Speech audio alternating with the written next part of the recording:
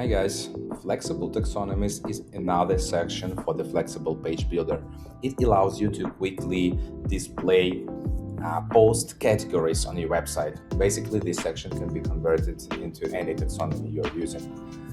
So this section contains settings and section content tabs. In the settings tab, you have display section toggle, which allows you to show or hide section on the front end, full width section, which controls the width of the section, either it's from edge to edge of the browser or fitting inside the central container of your theme.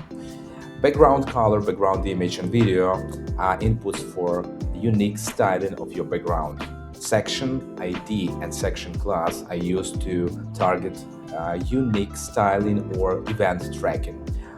Display as a slider with navigation toggle allows you to display taxonomies not as a grid but as a slider. Number of elements per row in desktop devices lets you set number of columns. Animation is actually a drop-down allowing you to set 3 basic animations for your elements in a row. Section content contains title, tag, and description.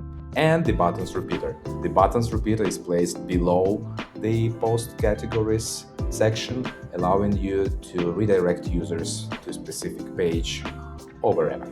You can leave it empty. Post categories is actually the object field which allows you to select existing post categories. Use drag and drop to change the order.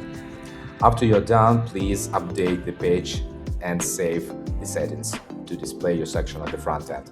Good luck building new pages.